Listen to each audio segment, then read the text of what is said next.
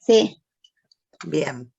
Bueno, vamos a empezar la clase de hoy. Esta clase es un poco, digamos, a mi gusto, debería haber estado antes de todas las que yo le di, pero bueno, por cuestiones de programa se puso en este sitio.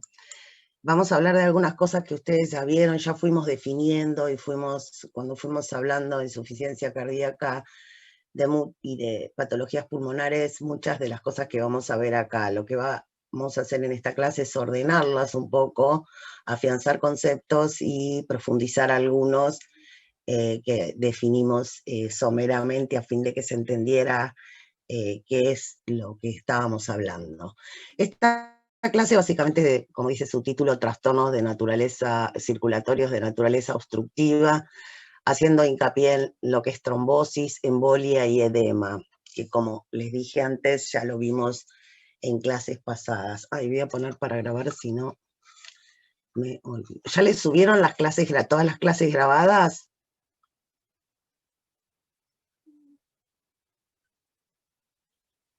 ¿Se las subieron a la página, las clases grabadas? Honestamente no sé. Bueno, yo las envié todas, así que deben estar, las deben haber subido. Creo que las suben al portal de videos de la página de la facultad, creo. Pero bueno, vamos entonces a hablar de los temas de la clase de hoy. Esta reunión está siendo grabada. Bueno, como les dije, vamos a hablar de trastornos circulatorios de naturaleza obstructiva, como la trombosis, la embolia y el edema. Son términos que ustedes ya conocen porque los vimos en otras patologías cuyas clases dimos antes. En primer término vamos a hacer una diferencia entre dos términos, si pudiera, bueno.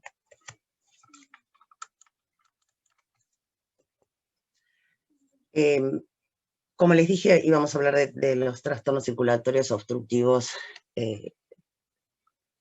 básicamente. Bueno, lo primero que tenemos son trastornos de la hemodinamia, ¿sí? Que ustedes ya vieron, edema, congestión, shock, ¿sí? Estos son todos trastornos hemodinámicos.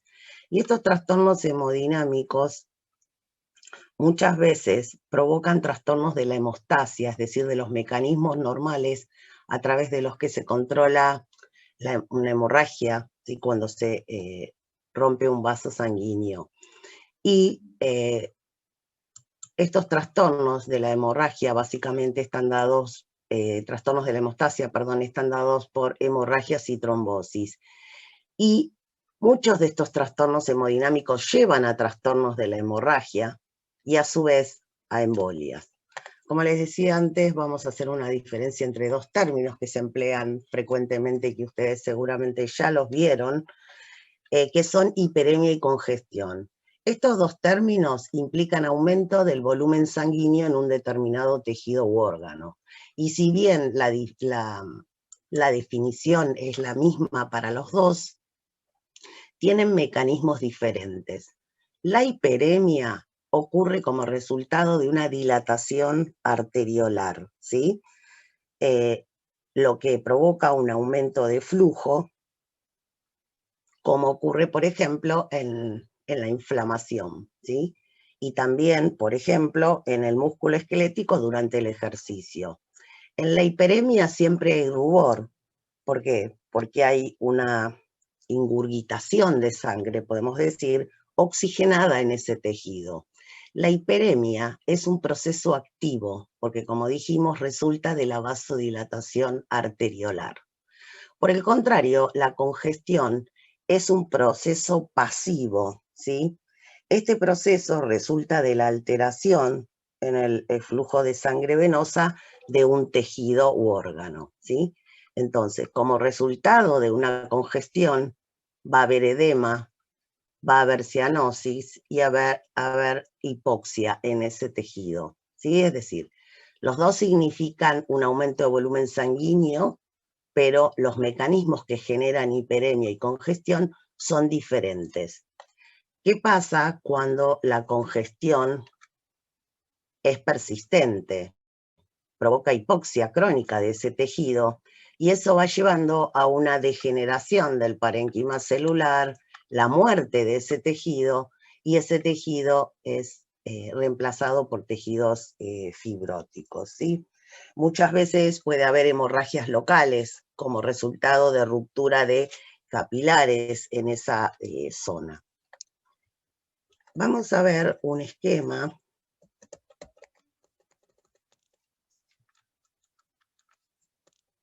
donde podemos apreciar qué es lo que estamos diciendo. En el caso del el dibujo que tenemos aquí a la izquierda, vemos esto sería una red capilar normal, con el ingreso de la sangre oxigenada y la sangre desoxigenada. Fíjense lo que pasa en la hiperemia, o eritema, también llamado eritema, es decir, hay una vasodilatación arteriolar que aumenta el flujo sanguíneo en ese tejido. Por el contrario, en el caso de la congestión, lo que tenemos es un aumento digamos, del flujo sanguíneo, pero como resultado de una disminución de ese flujo venoso de ese tejido. Hablamos en las clases pasadas de edema, cuando hablamos de insuficiencia cardíaca, habíamos hablado de edema agudo de pulmón y de edemas periféricos, también lo vimos cuando hablamos de las patologías pulmonares. Y edema básicamente es la acumulación de líquido en el espacio intersticial o también en cavidades, ¿sí? El edema, cuando es en cavidades, tiene nombres particulares, por ejemplo, hidrotórax, ascitis, si es en la cavidad abdominal, ¿sí? Hidropericardio, ¿sí? También se habla en vez de ascitis de hidroperitoneo. Entonces, cuando ese edema es en cavidades, recibe nombres particulares. Si bien en todos los tejidos se puede producir un edema, el edema frecuentemente ocurre a nivel del tejido subcutáneo, en el pulmón y el cerebro. El pulmón y el cerebro son los tejidos más afectados por el edema. Aquí vemos que en los tejidos a nivel capilar, esto ustedes ya lo saben, que el aumento de presión hidrostática favorece la salida de líquido para el intercambio gaseoso. Esa salida aumenta la presión del intersticio y nuevamente retorna líquido hacia el capilar. El exceso que puede haber salido es drenado por el sistema linfático. Los edemas generalmente se clasifican en exudado y trasudado, teniendo en cuenta la composición del mismo, ¿sí? El trasudado es un líquido muy pobre en proteínas, que resulta básicamente del aumento de la presión hidrostática, mientras que el exudado, además de tener líquido, tiene un importante contenido proteico y está asociado a un proceso inflamatorio. ¿Cuáles son las causas que llevan a la formación de edema? Ya lo vimos en clases pasadas, el incremento de la presión hidrostática. Ese aumento de presión hidrostática puede ser localizado o generalizado, ¿sí? El generalizado es el típico ejemplo de la insuficiencia cardíaca derecha, y localizado puede ser como resultado de una trombosis venosa profunda en las extremidades inferiores, lo que provoca edema y en la región distal a donde ocurrió ese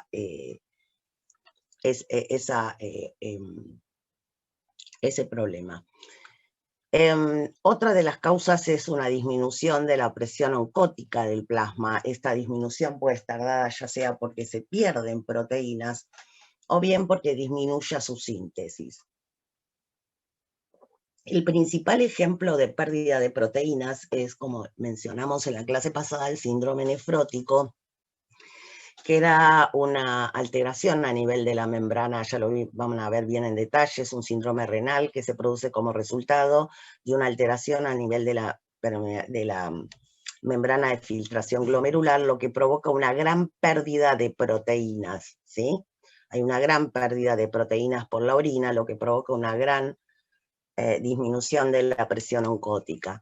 También puede ocurrir una disminución de la presión oncótica por una disminución de la síntesis de proteínas, como ocurre en diversas hepatopatías severas, como puede ser la cirrosis.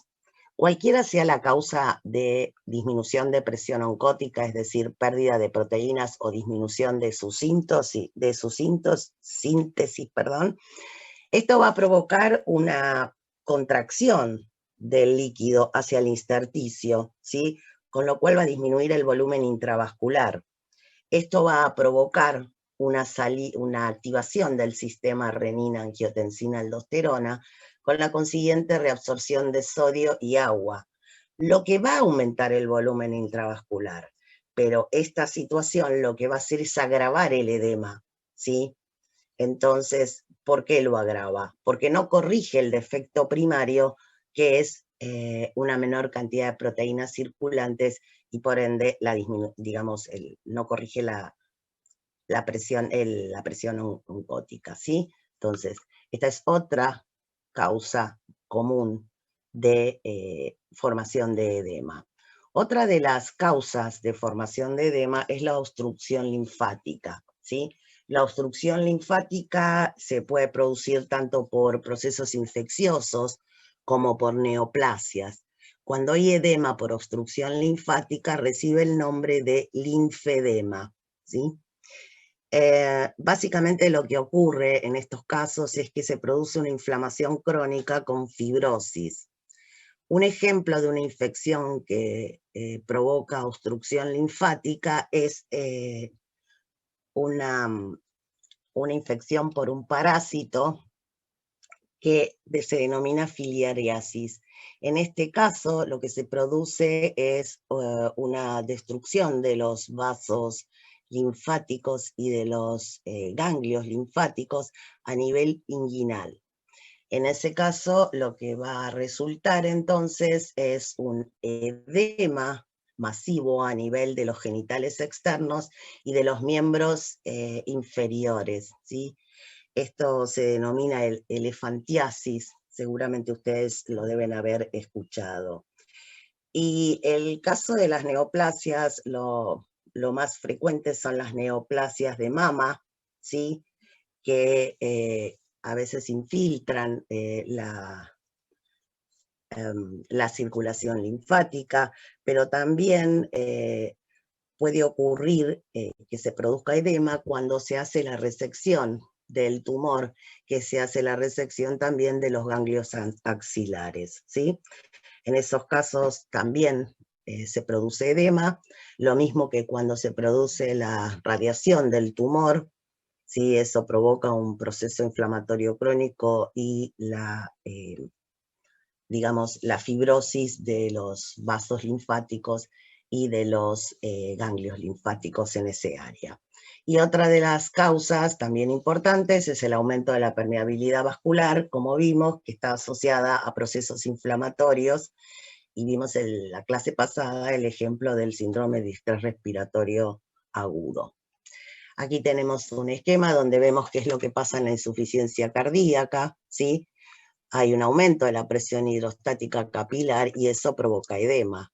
Sin embargo, en la insuficiencia cardíaca también tenemos que se produce una disminución del flujo sanguíneo renal, activación del sistema renina-angiotensina-aldosterona, retención de sodio, agua, aumento de la volemia, que contribuye más a agravar el edema. Lo mismo ocurre en la malnutrición proteica o disminución de síntesis hepática de proteínas o pérdida de proteínas. Acá hay una gran caída de la albúmina plasmática, lo que hace caer a la presión oncótica, y eso lleva a la formación de edemas. Recordemos también que en esta situación la contracción de volumen intravascular también activa el sistema renina-angiotensina-aldosterona, agravando, mejor dicho, ese edema. Si bien acá no está representado, eso también ocurre en la situación donde disminuye la presión oncótica del plasma. La insuficiencia renal, hay una gran retención de sodio y agua, y eso también contribuye al edema. Es decir, cuando hay insuficiencia renal, también hay edema.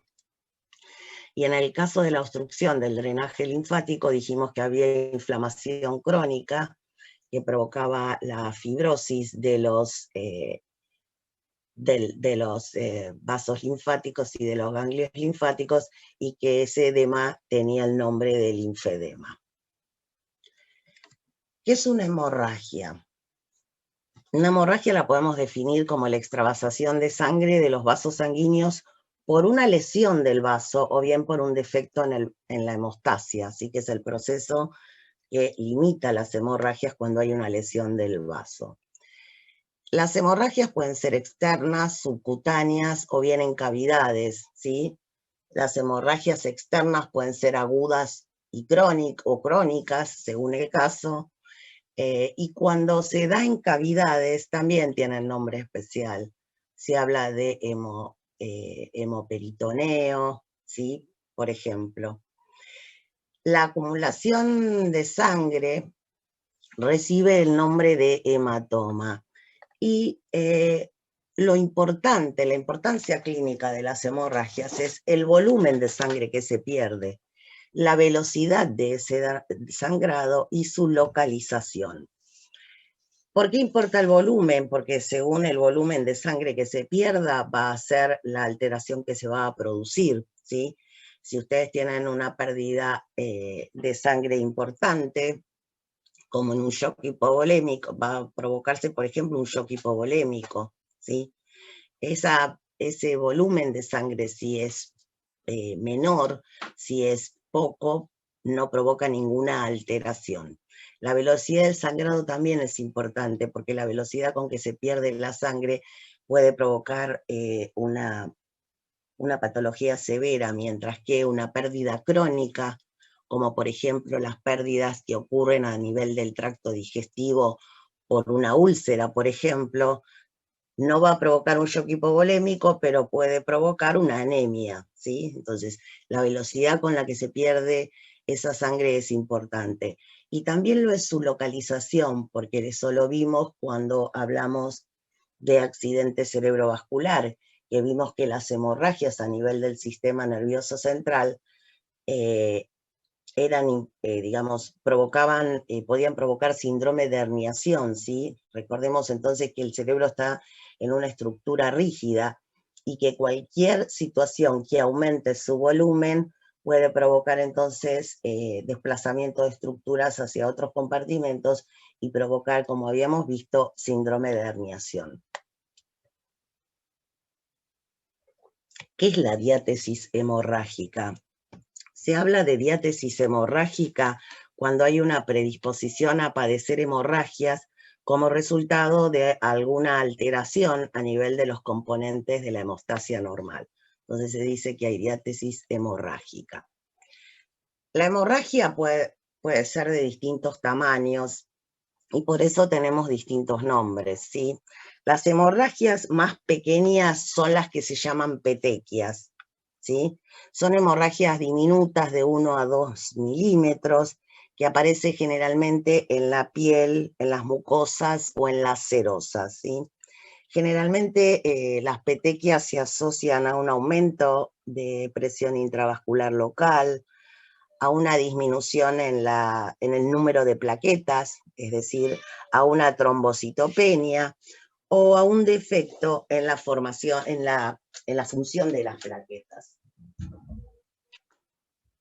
Cuando las hemorragias son más grandes, es decir, mayor a 3 milímetros, hablamos de púrpura. Las causas que provocan púrpura son similares a la de las petequias, es decir, un aumento de presión intravascular local, una disminución del número de plaquetas, o bien un defecto en la función de esas plaquetas.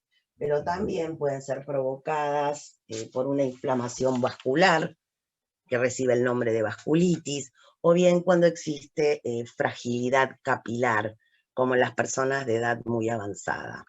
Por ejemplo, eso ocurre como producto del envejecimiento. Cuando las hemorragias son más grandes, ¿sí? Mayores a 1 o 2 centímetros, ya se habla de equimosis, ¿sí? Y en estos casos son los típicos moretones, que seguramente lo han visto a lo largo de su vida, que van cambiando de color, ¿sí? Primero tienen una coloración roja azulada, que eso es por la hemoglobina. ¿sí? La hemoglobina se va metabolizando y pasa a biliverdina, y entonces esa equimosis adquiere una coloración azul verdosa y finalmente se transforma en hemosiderina, por eso queda esa coloración amarillenta. Es decir, petequia, púrpura y equimosis hacen referencia a la magnitud de esa hemorragia. Dijimos que la hemostasia era un conjunto de procesos que lo que hacía era evitar, ¿sí? Que la hemorragia sea mayor, es decir, cuando se lesiona un vaso, se ponen en marcha una serie de procesos mediados por las plaquetas, las cascadas de coagulación y el sistema fibrinolítico, cuya función es limitar la hemorragia, ¿sí? Es un proceso normal que se limita al área que está lesionada, ¿sí? De hecho, la trombina, cuando encuentra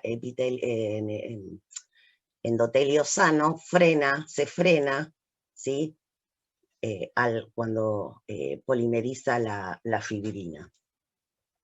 Si recordamos rápidamente, en la hemostasia normal había distintos pasos. Lo primero es una vasoconstricción que ocurre en el sitio de la lesión, y esa vasoconstricción es mediada por reflejos neurales y también por la acción del tromboxano A2 y la serotonina que liberan las plaquetas, ¿sí?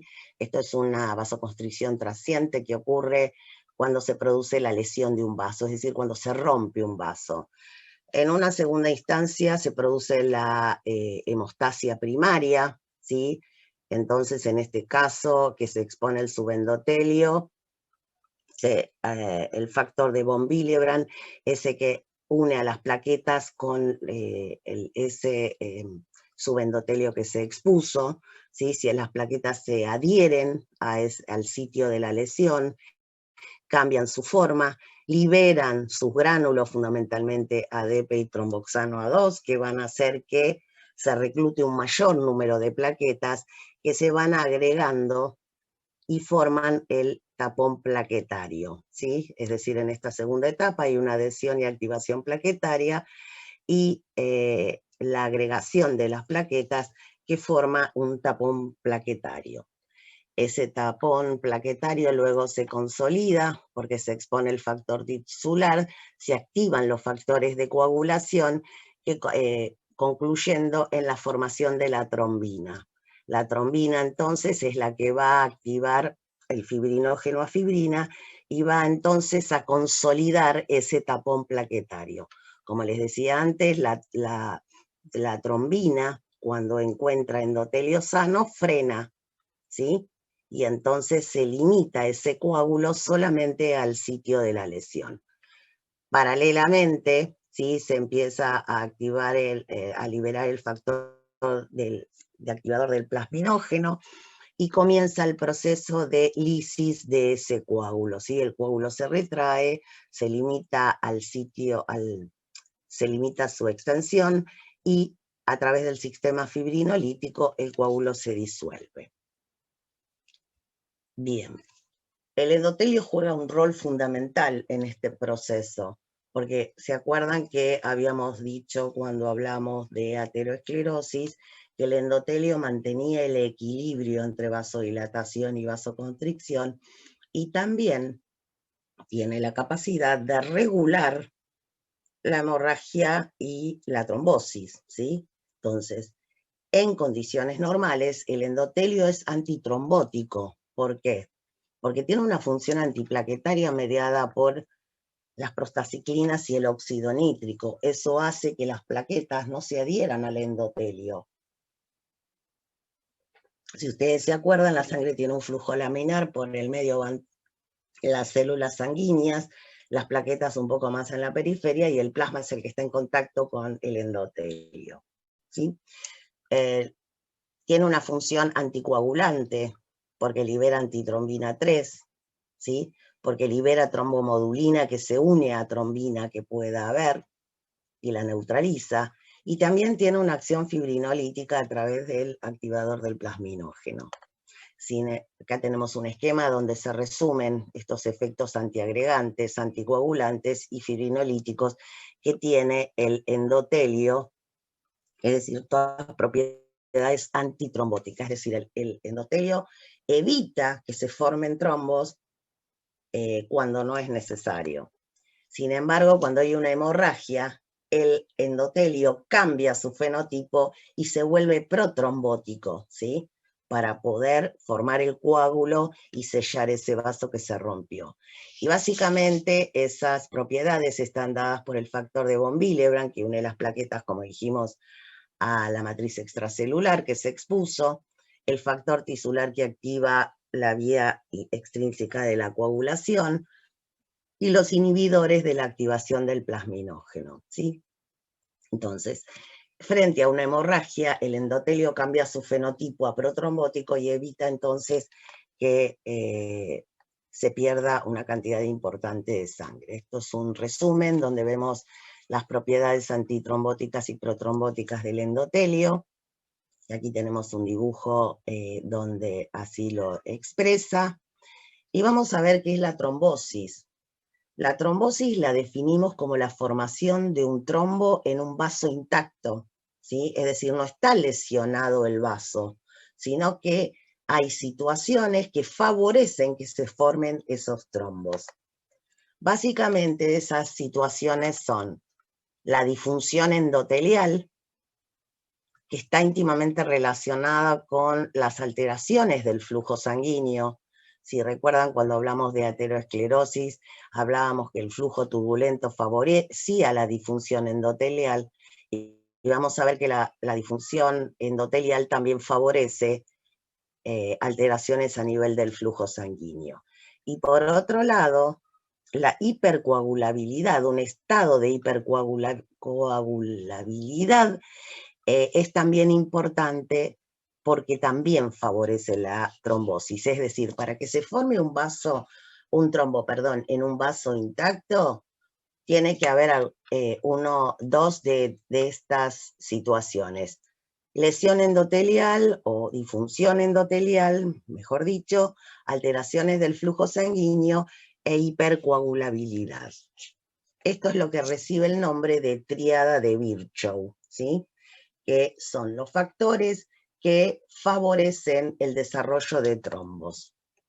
Bien, la lesión endotelial, ¿sí? O disfunción endotelial, la podemos definir como la perturbación del equilibrio entre el equilibrio trombótico y antitrombótico que tiene ese endotelio. Aquí tenemos un listado de situaciones que favorecen la disfunción endotelial.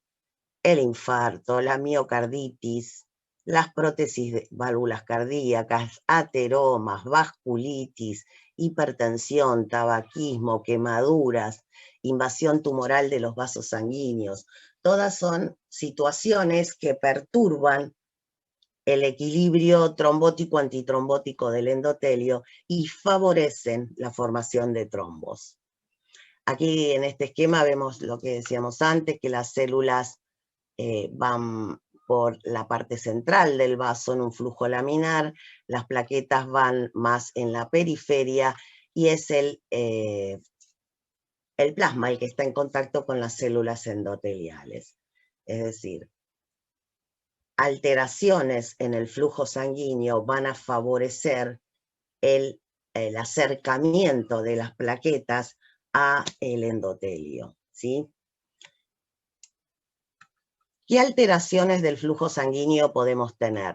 Turbulencia o éstasis, ¿sí? Son las dos situaciones que modifican el flujo sanguíneo.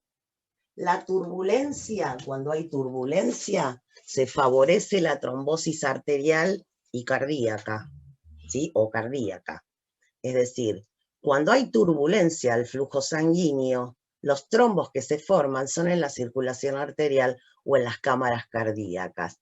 De hecho, nosotros habíamos hablado que cuando hablamos de ateroesclerosis, hablamos y dijimos que, por ejemplo, la bifurcación de las arterias era un sitio donde había turbulencia. Sin embargo, hay otras situaciones que modifican el flujo sanguíneo normal y lo alejan del flujo sanguíneo laminar, como puede ser, por ejemplo, la presencia de una placa ateromatosa. Eso también genera una turbulencia en el flujo. Entonces, la turbulencia genera trombosis arterial o cardíaca. El éstasis, por el contrario, genera trombosis venosa, es decir, siempre que hay éstasis se favorece la formación de trombos a nivel de la circulación venosa. Es decir, las alteraciones del flujo están relacionadas con la distorsión de ese flujo laminar y el retraso también del acceso de inhibidores de los factores de coagulación. Esto es más aplicable a la trombosis venosa. ¿Qué causa turbulencia? ¿Qué puede causar éstasis? Turbulencia, las placas de ateroma, aneurismas arteriales. ¿Se acuerdan que cuando hablamos de aneurismas, dijimos que eran la dilatación de las paredes de la arteria? Esas dilataciones favorecen que se alojen trombos, que se formen trombos. Lo mismo que cuando hablamos de aterosclerosis, que dijimos que la placa de ateroma, por ejemplo, en la aorta, favorecía la formación de trombos. La dilatación de las cavidades cardíacas, como en la miocardiopatía dilatada, ¿sí? Cuando hablamos de miocarditis, ¿se acuerdan que hablamos de la enfermedad de Chagas y dijimos que se favorecía la formación de trombos en las cavidades cardíacas? Y también malformaciones vasculares. Por el contrario, alteraciones como éstasis se producen cuando hay fibrilación auricular, también otros tipos de arritmia. El reposo prolongado, es decir, personas que permanecen mucho tiempo hospitalizadas o inmovilizadas por alguna alteración, ¿sí? Que las obliga. En esos casos se favorece la trombosis venosa, ¿sí? Porque hay éstasis. Y también cualquier situación que provoque un aumento de la viscosidad de la sangre, como puede ser, por ejemplo, un aumento en el número de glóbulos rojos, como es el caso de la policitemia. En esas situaciones se favorece entonces el éstasis y por lo tanto son situaciones que predisponen a la formación de trombos a nivel de la circulación venosa. Teníamos que, sí. En la aneurisma, o sea, es lo que, o sea, el trombo, ¿no? Está generado por la turbulencia, eso que decías, ¿no? Pero dentro del aneurisma, ¿puede haber un trombo? O sea, dentro de ese debilitamiento de... Sí, sí, se forma como una cavidad y eso predispone a que se formen trombos. Pero dentro del aneurisma, o sea, una partecita del aneurisma, digamos, sí. Ahí puede haber... Claro, sí, sí, ahí se forman y a veces se alojan y se liberan y se transforman en émbolos. Está bien, listo.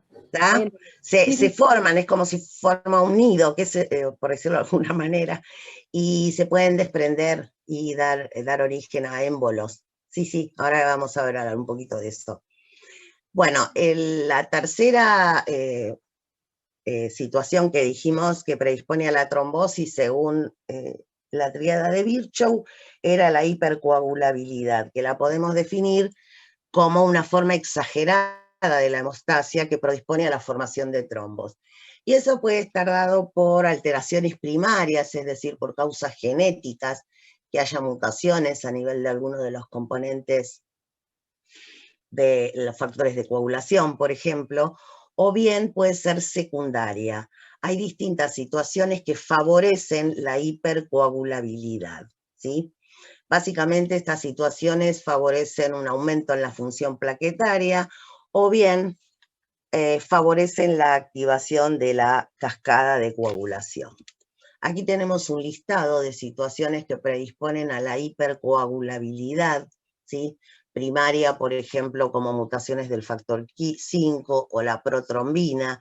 Las mutaciones en la protrombina hacen que haya mucha cantidad de trombina, entonces se favorece un estado de hipercoagulabilidad. El reposo prolongado es otra situación que también predispone, el infarto agudo de miocardio, la fibrilación auricular, el daño tisular extenso, neoplasias malignas, prótesis valvulares, coagulación intravascular diseminada, envejecimiento, tabaquismo, obesidad, ¿sí? Anticonceptivos orales. Los anticonceptivos orales aumentan la síntesis de los factores de coagulación, por ejemplo.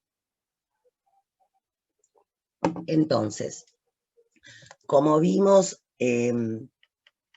la trombosis se favorece por lesión endotelial, por hipercoagulabilidad o bien por alteraciones del flujo sanguíneo, ¿sí?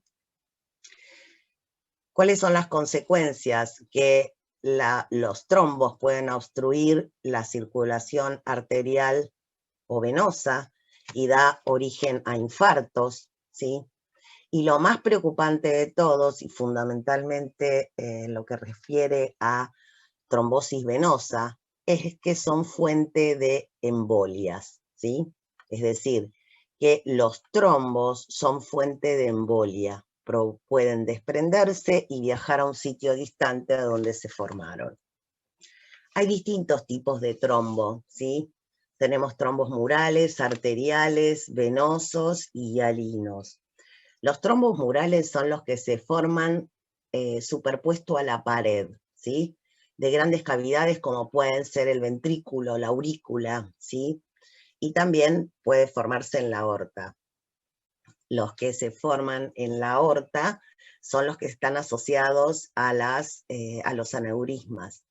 Tenemos los trombos arteriales. Los trombos arteriales son generalmente oclusivos, se forman en las arterias coronarias, como vimos cuando hablamos de cardiopatía isquémica, se forman a nivel cerebral, ¿sí? Y dando origen a accidentes cerebrovasculares, o bien se forman en las femorales. Los trombos venosos son casi siempre oclusivos y se forman en un 90% en los miembros inferiores.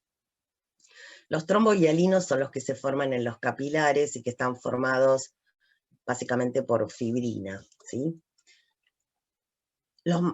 Hacemos una diferencia entre un trombo arterial y un trombo venoso. ¿Por qué? Porque tienen características distintas. Los trombos arteriales están formados por plaquetas, fibrinas, glóbulos blancos, pero muy pocos glóbulos rojos, ¿sí? Son generalmente son duros, de aspecto duro y laminados. Tienen unas líneas, ¿sí? Que se llaman líneas de Sand, y generalmente son de color blanco. Acá tenemos un esquema donde vemos las líneas de Sand. Las líneas de Sand es porque en realidad es como se va conformando el trombo. Las plaquetas, la fibrina y los glóbulos rojos, ¿sí? Darían estas líneas blancas, y los glóbulos rojos estas líneas rojas, ¿sí? Entonces, por eso se dice que son laminados, y esas líneas se las llaman líneas de Sand. Por el contrario, los trombos venosos son muy ricos en fibrina y glóbulos rojos, y son parecidos a los trombos post-mortem, es decir, a los trombos que se forman luego de la muerte, ¿sí? Si bien no se aprecian las líneas de Sand, después cuando se inspecciona bien los trombos venosos, se ve que tienen esas líneas, que es decir, que son trombos que se formaron con la persona viva, no son trombos post-mortem. Los trombos venosos suelen ser más gelatinosos, no son duros como los trombos arteriales, y son de color rojo. Aquí tenemos más diferencias entre los trombos arteriales y venosos. Los trombos arteriales crecen generalmente retrógrado al flujo, mientras que los trombos venosos crecen en dirección al flujo. ¿Dónde se originan? Los trombos arteriales generalmente a nivel de sitio de injuria o de turbulencia, mientras que los venosos en sitios de éstasis sanguínea. Son oclusivos, y los arteriales son generalmente oclusivos y los venosos son casi siempre oclusivos. ¿Dónde se forman? Ya habíamos hablado que en arterias coronarias los trombos arteriales, cerebrales y femorales, mientras que los venosos se producen casi siempre en las venas de las extremidades inferiores, como la arteria ilíaca, poplitea y femoral. Los trombos arteriales casi siempre están adheridos a la pared, ¿sí? Casi siempre, y los trombos venosos están poco adheridos, y eso es lo que los hace propenso a desprenderse y generar un émbolo. Los Pero trombos hialinos... las arañitas que tenemos, las arañitas que tenemos en las piernas, son trombos Sí, venosos sí. capilares. No, no son trombos, son ¿Qué? dilataciones y después se pueden formar varices y eso predispone a la trombosis Ok, venosa. ok, gracias. No, de nada. Los trombos, esas arañitas se llaman teleangiectasias, esas arañitas que se ven. Bien, los trombos hialinos, como dijimos, se forman a nivel de la microcirculación, siempre son oclusivos y generalmente están formados básicamente por fibrina y plaquetas, por eso son transparentes a diferencia del trombo arterial y el venoso. Bien, los trombos arteriales producen isquemia y infarto, ya lo vimos, y los venosos producen congestión, edema, isquemia e infarto. No siempre provocan infarto, ¿sí? Sí, los arteriales. Vamos a hablar entonces de la trombosis arterial y cardíaca, ¿sí? La trombosis arterial es la que se forma en las placas de ateroma fisurados o en aneurismas, ¿sí? Ya hablamos de esto en clases previas. Las trombosis cardíacas, es decir, la que se forma en las cavidades cardíacas, puede ser el resultado de una valvulopatía mitral, por ejemplo, o de un infarto agudo de miocardio. Lo que ocurre con estos trombos, que son murales en realidad, es que se desprenden y embolizan, ¿sí? Entonces, los trombos cardíacos sí embolizan y pueden afectar la circulación cerebral, el riñón y el vaso, que son órganos altamente irrigados. Y entonces en esos casos lo que provoca es infarto de esos tejidos. En el caso de la trombosis venosa está asociada a hipercoagulabilidad y éstasis, ¿sí? Hay distintos trombos venosos que pueden formarse. Los que son superficiales, es decir, los que están, por ejemplo, a nivel de la vena safena, que es una vena superficial, estos trombos que se forman a este nivel provocan congestión, edema, dolor, y se pueden infectar, y generalmente esto ocurre en áreas donde las venas son tortuosas, es decir, lo que se denominan varices, ¿sí? Las venas se dilatan, se vuelven tortuosas, y eso predispone a la formación de trombos. Muchas veces se pueden, como son superficiales, cualquier efecto mecánico puede lastimarlo, y entonces se forman lo que se llaman úlceras varicosas. Pero estos trombos que se forman no embolizan, es decir, no se desprenden ni viajan. Por el contrario, los que se forman en el sistema venoso profundo, que son los trombos venosos profundos, sí embolizan, ¿sí? Provocan obstrucción, puede provocar en el sitio obstrucción asintomática o edema, ¿sí? Pero este tipo de trombos que se forman, el peligro es que embolicen, ¿sí? Estos son los que se forman en las venas popliteas, femorales e ilíacas, que es lo que se llama sistema venoso profundo. Y como ya vimos en la clase pasada, el peligro de estos trombos es que al desprenderse embolizan y embolizan hacia el pulmón, provocando tromboembolismo pulmonar. No vamos a hablar del tromboembolismo pulmonar porque ya lo vimos en la clase pasada y vimos que tenía distintas formas de expresión clínica, ¿sí? La trombosis venosa profunda es, digamos, existen distintas situaciones que favorecen la trombosis venosa profunda. La insuficiencia cardíaca derecha, ¿sí? Vimos que había congestión, eso favorece la formación de trombos venosos profundos. La hospitalización o inmovilización prolongada, ¿sí? Esto es un factor predisponente a trombos en la circulación venosa profunda. Lo mismo que traumatismos, quemaduras extensas, cirugías y también el envejecimiento, ¿sí? El envejecimiento también favorece, además de fragilidad capilar, la trombosis venosa profunda. Aquí tenemos la evolución del trombo, o sea, ¿qué es lo que puede pasar con ese trombo? Esto también es aplicado a trombos arteriales. ¿Qué es lo que puede ocurrir? Que se disuelva el trombo, ¿sí? Que haya resolución de ese trombo sea lábil y se disuelva rápidamente. Puede ser que se propague ese trombo, ¿sí? Puede ser que se desprenda ese trombo y entonces al desprenderse en el caso de un trombo venoso, en este caso lo que va a provocar es un tromboembolismo pulmonar, ¿sí? Pero los trombos arteriales se pueden desprender y provocar oclusión, por ejemplo, de arterias cerebrales o renales, como vamos a ver después. Y los trombos venosos generalmente se organizan y se canalizan, ¿sí? Entonces el flujo se restaura. ¿Qué es lo que ocurre? Hay como una epitelización en el lugar donde está formado el trombo, ese trombo se recanaliza, se incorpora a la pared y se fibrosa, ¿sí? Entonces se restaura otra vez el flujo sanguíneo.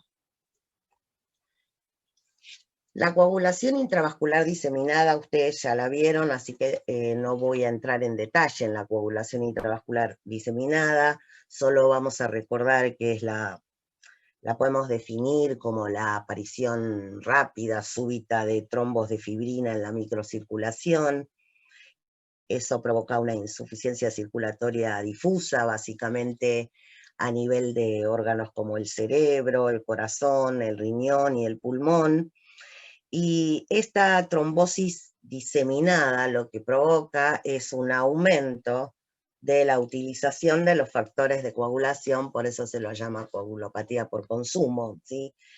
Y se estimula la fibrinolisis. Entonces, en un mismo paciente coexiste trombosis y hemorragia al mismo tiempo.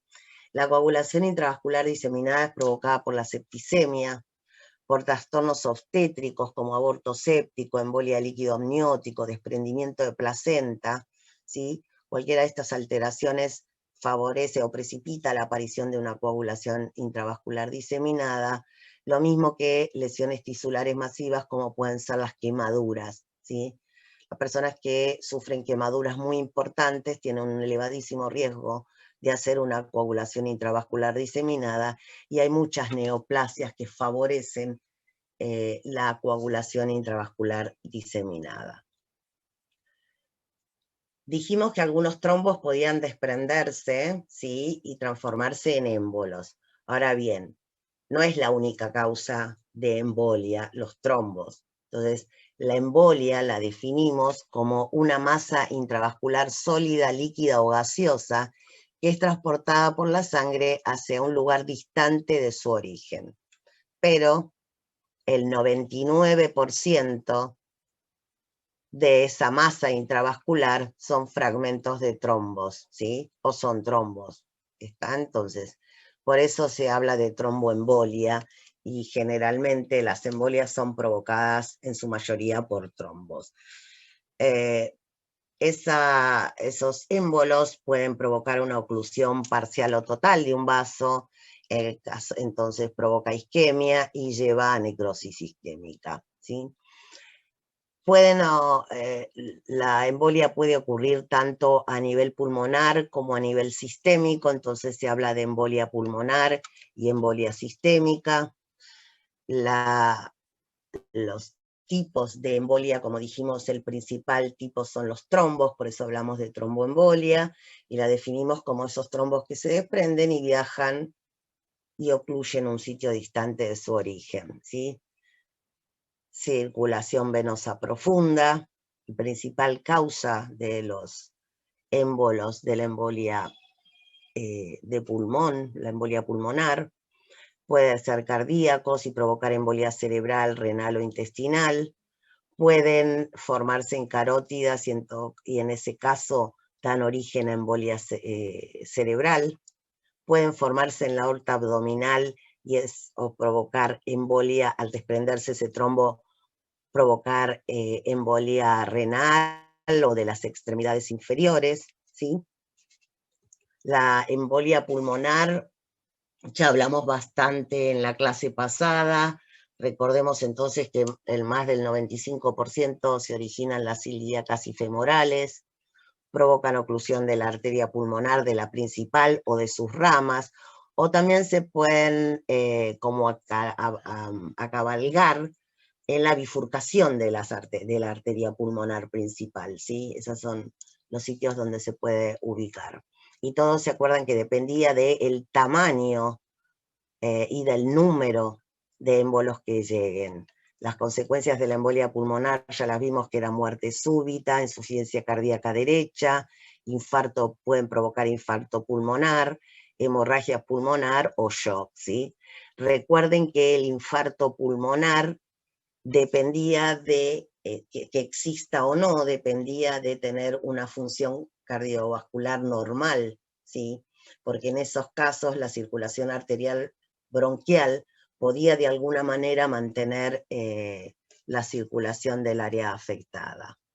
En el caso de la embolia sistémica, puede ser provocada por infarto agudo de miocardio, por fibrilación auricular, por placas de ateroma, ¿sí? Por valvulopatías o bien por aneurismas aórticos, ¿sí? La localización de esos émbolos, es decir, una vez que se forma el trombo, a dónde viaja, puede viajar a las extremidades inferiores, al cerebro, al riñón, al vaso y a los intestinos, ¿sí? Esos son los principales sitios en donde pueden entonces provocar infarto de esos tejidos. Los trombos que se forman en la arteria ascendente, la aorta, perdón, ascendente, generalmente afecta a las arterias cerebrales, aquellos que se formen en aurícula izquierda, ventrículo izquierdo o en la válvula mitral, generalmente afecta a las arterias coronarias, mesentéricas, esplénica, renal y femoral. Dijimos que había otros tipos de embolia, si bien la mayoría es provocada por trombos, hay otros tipos de embolia, porque recordemos entonces que embolia es una masa intravascular que viaja, ¿sí?, a un lugar distante de donde se originó. Otra de las formas de embolia es la ateroembolia, que son fragmentos de placa de ateroma que pueden desprenderse durante un cateterismo o bien una angioplastía. Si recuerdan, habíamos dicho que cuando se hacía una angioplastía se aspiraban, ¿sí?, los fragmentos que podrían producirse, pero puede en un cateterismo que se hace, se desprenda algún pedacito y entonces en ese caso obstruir un vaso más pequeño. En ese caso se habla entonces de ateroembolia. Otro tipo de embolia es la embolia gaseosa, que puede provocarse por heridas en el cuello, cirugías cardiotoráxicas, administración endovenosa, así que haya burbujas en la jeringa, o lo que se llama el síndrome de descompresión o la enfermedad de los buzos, ¿sí? Las burbujas de gas en la circulación se pueden unir y formar como masas espumosas que obstruyen el flujo vascular y provocan entonces alteraciones isquémicas locales, ¿sí? Una forma, digamos, de embolia gaseosa entonces es el síndrome de descompresión, que ahora vamos a ver un poquito de qué se trata. La embolia grasa, ¿sí? La embolia grasa se produce como resultado de fracturas de huesos largos o grandes quemaduras, ¿sí? Entonces eso permite el ingreso a la circulación de gotitas de grasa, conos y médula ósea al sistema venoso y a la microcirculación cerebral y pulmonar, ¿sí? Embolia de líquido amniótico es otro tipo de embolia, ¿sí?, que eso es cuando pasa líquido amniótico en las venas uterinas, es una complicación obstétrica que por suerte es poco frecuente, pero si ocurre es muy grave, es una complicación obstétrica del parto, ¿sí? Y ocurre en el periodo posparto inmediato, tiene una mortalidad muy elevada, más del 80%, y si sobrevive la persona tiene un gran porcentaje de sufrir algún déficit neurológico permanente como resultado de esta situación, ¿sí? Aquí lo que ocurre es que hay liberación de sustancias trombogénicas que están presentes en el líquido amniótico, ¿sí? Y también puede producirse embolia por fragmentos de tumores o cuerpos extraños. Bien, dijimos que un tipo de embolia gaseosa era el síndrome de descompresión. ¿Qué es el síndrome de descompresión? Aquí tenemos la definición. Se produce como resultado de una disminución brusca, no discusión, brusca de la presión atmosférica en la que se halla el individuo, lo que hace que el gas disuelto en el tejido forme microburbujas. ¿Qué es lo que sucede aquí? Esto puede ocurrir en buceadores de profundidades en el mar o trabajadores de la construcción que trabajan bajo el agua. Cuando se respira, ¿qué es lo que pasa? Que cuando se respira aire a una presión alta, es decir, por inmersión en aguas profundas, se produce una mayor disolución de gas, principalmente del nitrógeno en la sangre y en los tejidos. ¿Qué pasa? Si el buceador asciende de manera muy rápida, o sea, a una elevada velocidad, el nitrógeno deja de estar disuelto en los tejidos y en la sangre, ¿sí? Entonces se forman rápidamente burbujas y eso provoca alteraciones a nivel fundamentalmente de los músculos. Se observa dolor y en el pulmón se producen edemas y hemorragias focales, ¿sí? Se van produciendo pequeños focos hemorrágicos como resultado de esta descompresión.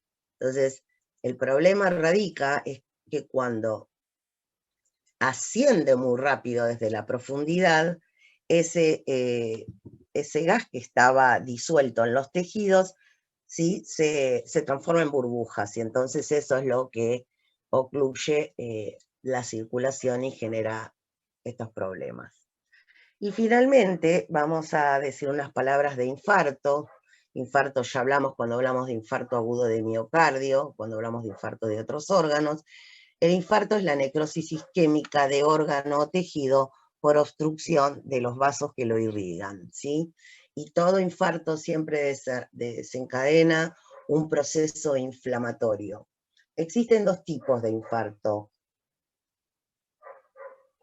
Los que se llaman infartos rojos y los infartos blancos, ¿sí? Los infartos rojos ocurren por oclusiones venosas, por tejidos laxos, como por ejemplo los pulmones, o tejidos con doble circulación.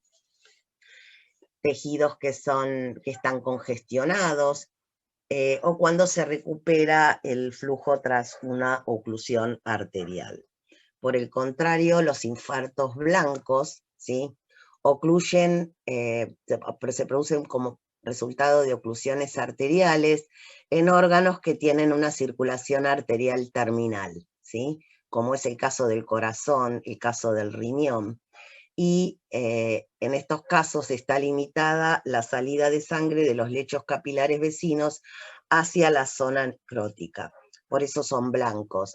En el caso de los rojos, lo que ocurre es que hay circulación, ¿sí? Adicional, por eso se habla de doble circulación. Recordemos que cuando un tejido infartado se infecta, da lugar a un absceso, ¿sí? Y los factores que van a condicionar ese infarto va a ser la naturaleza de ese flujo sanguíneo, ¿sí? Eso es, digamos, el hecho de que exista un aporte sanguíneo alternativo, como pasaba cuando había circulación colateral en el infarto, cuando hablamos el otro día, o bien cuando mencionamos el tema del infarto a nivel pulmonar. Va a depender del grado de oclusión, de la vulnerabilidad a la hipoxia que tenga ese tejido. Si recuerdan, las neuronas tenían una muy poca tolerancia a la hipoxia en contraposición a los cardiomiocitos, por ejemplo. Entonces esto condiciona de que aparezca o no un infarto, y también, por supuesto, del contenido de oxígeno que tenga la sangre, ¿sí? una obstrucción parcial de un pequeño vaso puede no tener efecto en un individuo normal, pero puede causar un infarto en una persona, por ejemplo, que tenga una anemia. Recuerden entonces que siempre el infarto se asocia a una inflamación, cualquiera sea infarto en cualquier tejido, esa inflamación, aguda va a generar una respuesta reparativa, se va a regenerar el tejido y se va a formar una cicatriz. Bueno, chicos, esta es la